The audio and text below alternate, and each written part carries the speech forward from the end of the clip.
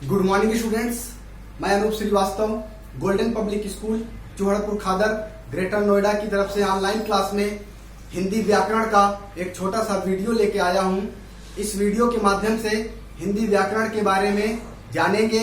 आज इस वीडियो के माध्यम से हम ध्वनि, वर्ण और वर्णमाला के बारे में सीखेंगे। यदि ये वीडियो आप सभी बच्चों को पसंद आए तो इसे लाइक, शेयर और कमेंट जरूर करें ताकि हमारा अगला वीडियो जो है आपके मोबाइल पर आ सके। रिंग बेल को जरूर प्रेस करें। तो शुरू करते हैं आज का वीडियो। आज के वीडियो में वर्ण विचार के बारे में बात करेंगे।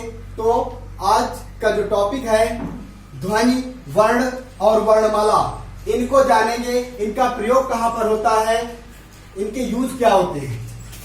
सबसे पहले आती है ध्वनि। ध्वनि क्या है? भाषा की सबसे छोटी इकाई ध्वनि कहलाती है। शब्दों की रचना शब्दों और वाक्यों से होती है। जैसे रथ, रे आ थे आ मिलाकर बना रथ। अर्थात भाषा की सबसे छोटी इकाई शब्दों की रचना शब्दों और वाक्यों से होती है। शब्द की रचना ध्वनियों से होती है। अर्थात वर्ण किसी भी भाषा का मूलाधार होता है। सबसे पहले क्या आता है? वर्ण। बिना वर्ण के हम शब्द नहीं बना सकते हैं और बिना शब्द के वाक्य का निर्माण नहीं कर सकते हैं। अर्थात कोई भी भाषा हो उसके लिए उस भाषा के लिए वर्णों की जरूरत जरूर पड़ती है। बिना वर्ण के हम किसी भाषा का निर्माण नहीं कर सकते हैं। वर्ण किसी भी भाषा का मूलाधार होती है। अर्थात वर्ण जो होता है किसी भी भाषा का मूल आधार होता है। बिना वर्ण के हम किसी भी भाषा को आधार नहीं दे सकते हैं। अर्थात सबसे पहले वर्ण आता है। बिना वर्ण के शब्द का निर्माण नहीं कर सकते हैं। तो शुरू करते हैं। जैसे रथ। अब रथ जो है इन ध्वनियों से मिलाकर बना है। र, आ, थे, आ, जिनमें व्यंजन और स्वर दोनों हैं। व्यंजन और स्वर दोनों मिलने से, इन दोनों ध्वनियां मिलने से एक शब्द का निर्माण हुआ रथ। अब रथ को यदि ध्वनियों में बोलेंगे तो र, आ, थे, आ, अर्थात मिलाकर बना रथ। जब ये छोटी छोटी ध्वनियां मिलकर एक होती हैं तो शब्द का निर्माण होता है।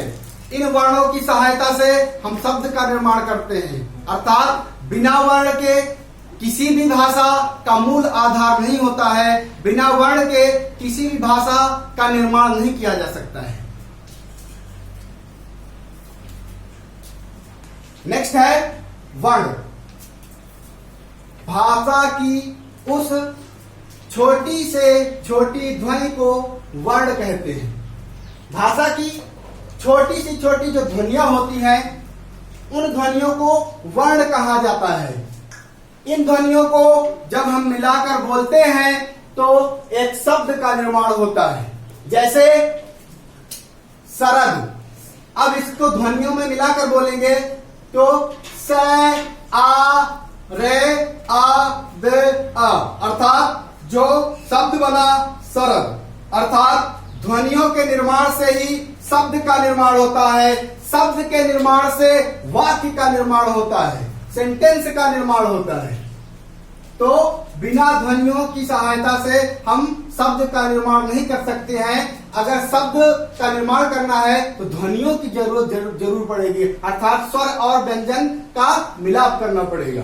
दोनों के मेल जोल से ही शब्द का निर्माण होता है। नेक्स्ट है वर्ण। भाषा की उस छोटी ध्वनि को वर्ण कहते हैं जिनके खंड ना किए जा सके। जैसे छोटी सी छोटी ध्वनि को वर्ण कहते हैं। इन ध्वनियों को जब हम मिलाते हैं तो एक नए वर्ण का निर्माण होता है जिनके खंड ना किए जा सके, उसे ही वर्ण अर्थात ध्वनि कहते हैं। जैसे आ, ई, का, उ, चा आदि। अर्थात इनके जो है टुकड़े नहीं किए जा सकते हैं, इनके खंड नहीं कर सकते हैं। जैसे आ, इसके खंड नहीं हो सकते, ई इसके भी खंड नहीं हो सकते, क इसके भी कोई खंड नहीं हो सकते, उ इसका भी खंड नहीं हो सकता, चा इसके भी खंड नहीं हो सकते। यदि बोले का अर्थात का में आ की मात्रा लगा दे तो जो है क आ उसे बोलेंगे का, अर्थात छोटी सी छोटी जो ध्वनि है उनको यदि मिला दें तो वर्ण का निर्माण होगा और इन्हीं छोटी छोटी ध्वनियों के निर्माण से ही शब्द का निर्माण होगा। अर्थात ये जो शब्द हैं, जो छोटी छोटी ध्वनियां हैं, जो वर्ण हैं, इनके खंड नहीं किए जा सकते। जिन वर्णों के खंड नहीं किए जा सकते उनको हम वर्ण कहते हैं। जिनके खंड नहीं हो सकते, जिन वर्णों के टुकड़े नहीं किए जा सकते, जिन वर्णों के टुकड़े नहीं किए जा सकते, अर्थात उनको ध्वनि कहते हैं, वर्ण कहते हैं। नेक्स्ट है वर्णमाला। वर्णमाला किसे कहते हैं? वर्णों के व्यवस्थित व क्रमबद्ध रूप को वर्णमाला कहते हैं। वर्णों को जब एक व्यवस्थित रूप में रखा जाता है, क्रमबद्ध रूप में रखा जाता है, तो उसे वर्णमाला कहते हैं।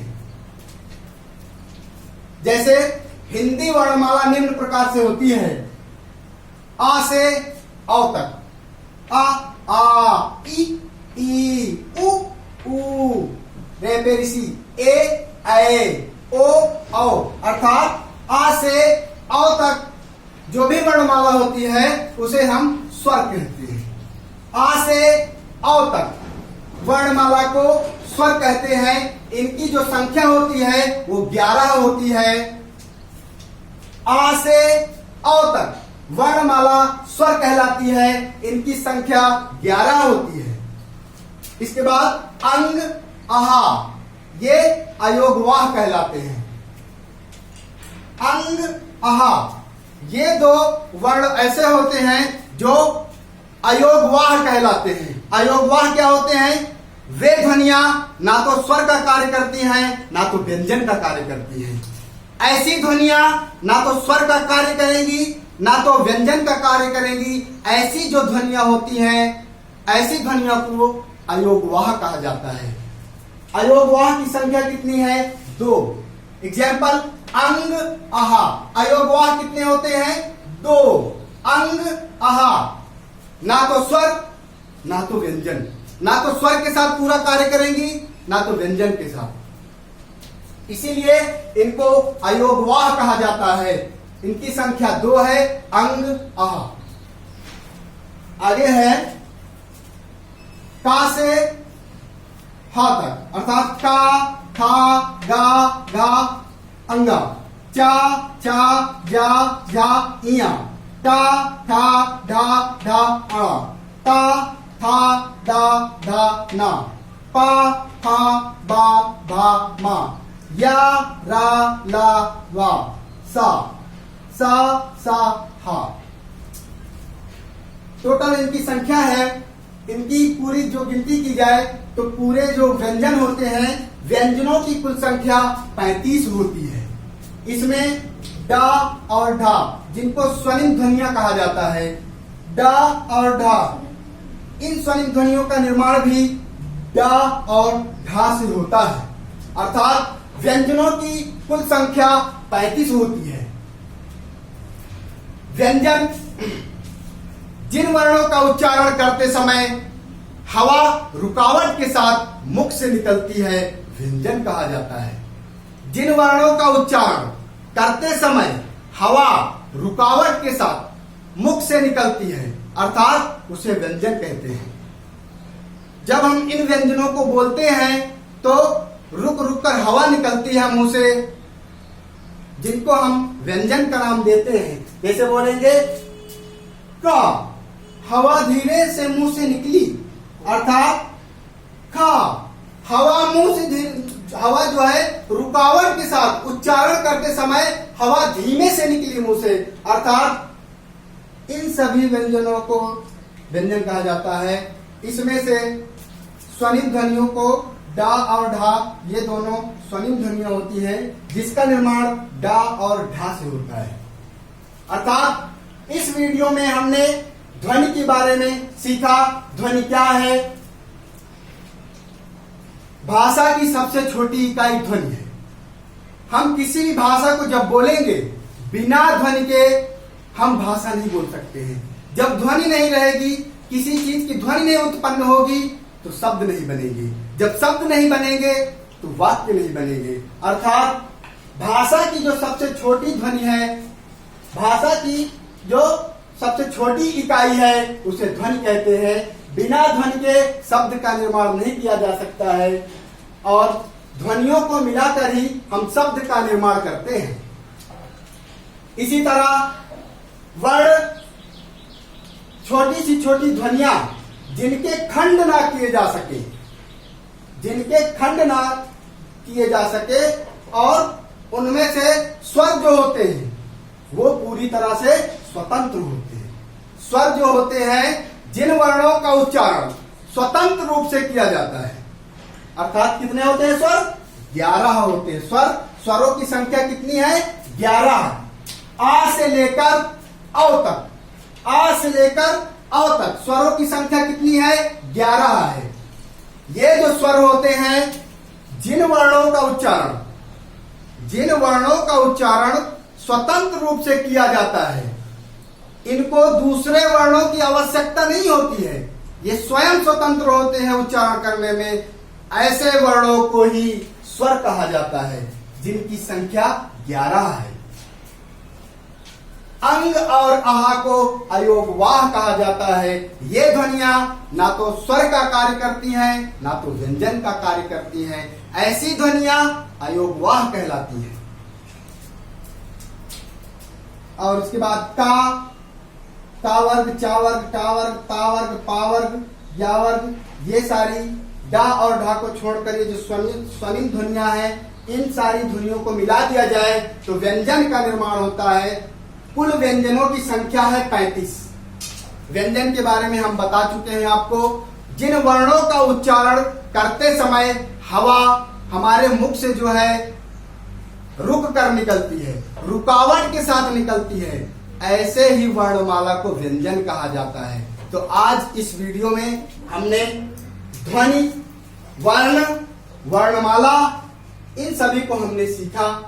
तो ये वीडियो बच्चों आपको कैसे लगा कमेंट बॉक्स में जरूर रिप्लाई करें। हमारा यदि आपके लाइक ज्यादा से ज्यादा मिलेंगे तो हम हिंदी व्याकरण का दूसरा भी पार्ट लेके आएंगे। तो आज का वीडियो यहीं पे समाप्त करता हूं। चैनल को लाइक और सब्सक्राइब जरूर करें। थैंक यू, धन्यवाद।